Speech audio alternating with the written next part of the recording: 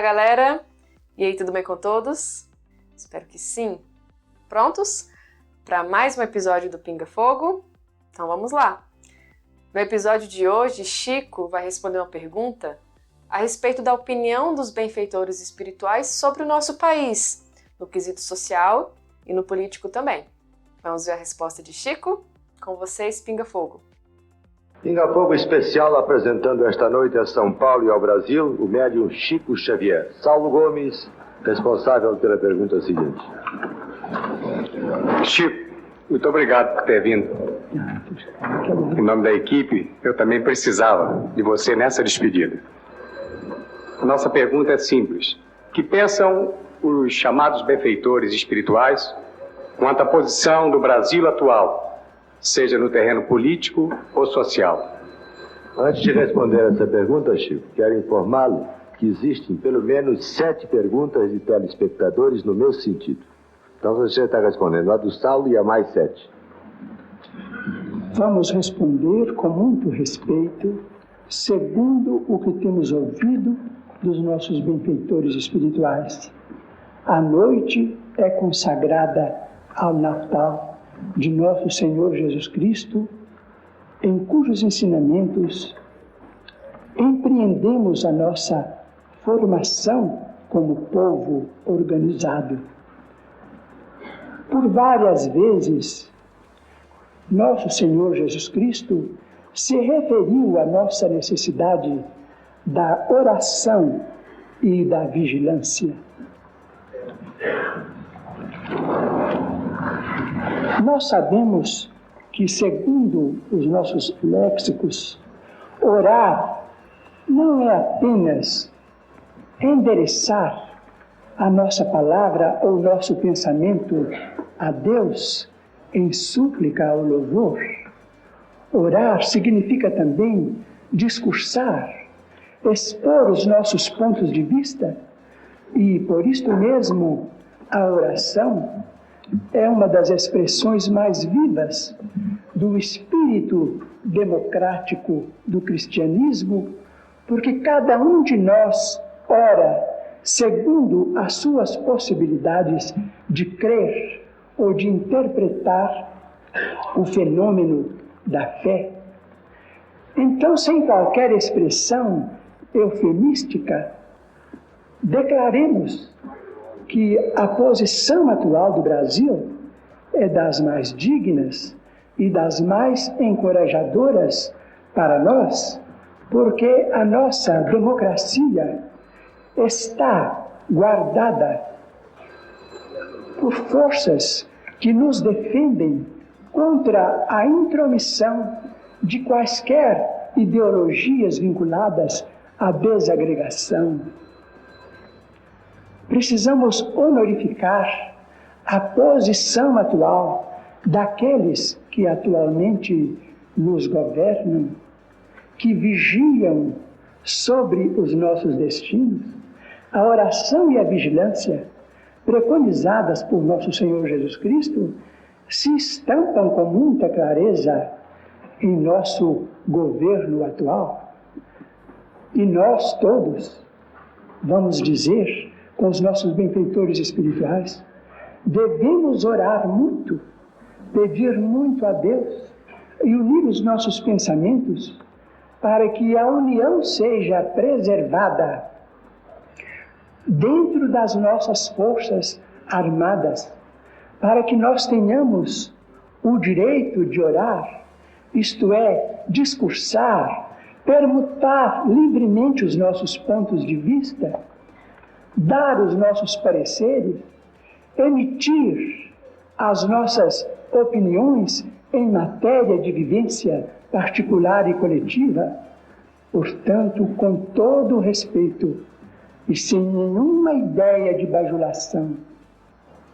Falo pessoalmente de minhas pequeninas confabulações com os espíritos amigos e profundamente amigos do Brasil cristão em nosso Senhor Jesus Cristo. Digo que nós devemos pedir para que tenhamos a custódia das Forças Armadas até que possamos encontrar um caminho em que elas continuem nos auxiliando como sempre, para que nós não venhamos a descambar para qualquer desfiladeiro de desordem. Nós não podemos ignorar, muitas vezes, abramos um parênteses, muitas vezes muitos de nós acreditam que as Forças Armadas devem apenas funcionar nas ocasiões de beligerância, nas ocasiões de guerra diante do mundo civil. Mas a verdade é que espiritualmente nós estamos em grande conflito. Nós estamos em grande conflito com ideias que, trazidas ao nosso meio pelas comunicações de massa, pelas imposições do nosso tempo, em que o problema de massas tem de ser considerado, nós precisamos resguardar o nosso coração para que essas ideias não se infiltrem em nossa vida pública, em nossa vida coletiva, para que não venhamos a perder o dom da liberdade em Jesus Cristo. Nós sabemos que a persuasão química, a própria chamada felicidade química, podem ser trazidas ao nosso povo através de governos que possamos aceitar com invigilância. Essas ocorrências eliminariam de nossa vida a nossa possibilidade de viver como povo livre. Essas ocorrências eliminariam a nossa resistência psicológica e acabaríamos num povo, talvez, fantoche. Vamos agradecer a situação atual do Brasil, porque o Brasil desfruta de ordem, o Brasil está sob o império da lei. E se a Terra está equilibrada no campo cósmico, é porque a Terra obedece a leis.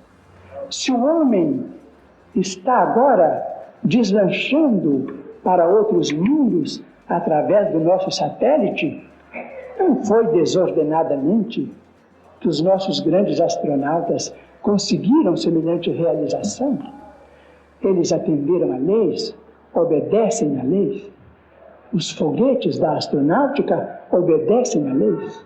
Nós estamos sob o império da lei e devemos ser gratos a Deus e cooperar para que não venhamos a perder a ordem, porque a ordem é como a luz do sol. De recebermos tanto a luz do sol, nós muitas vezes nos esquecemos de agradecer esse dom da providência divina. Muitas vezes só compreendemos a ordem quando a desordem aparece. Nós, como brasileiros, não devemos proceder em moldes de insensatez. Reverenciemos aqueles que estão guardando o sentido da ordem em nosso país e fazendo com que cada um de nós possa desfrutar este benefício da ordem em nossa vida particular, em nossos lares, em nossos grupos sociais, em nossas empresas de trabalho, dentro da liberdade que estamos desfrutando. Porque só não estamos desfrutando uma espécie de liberdade. Aquela liberdade de prejudicar a comunidade. E nós estamos no tempo das massas e não devemos prejudicar a ninguém, e muito menos a coletividade.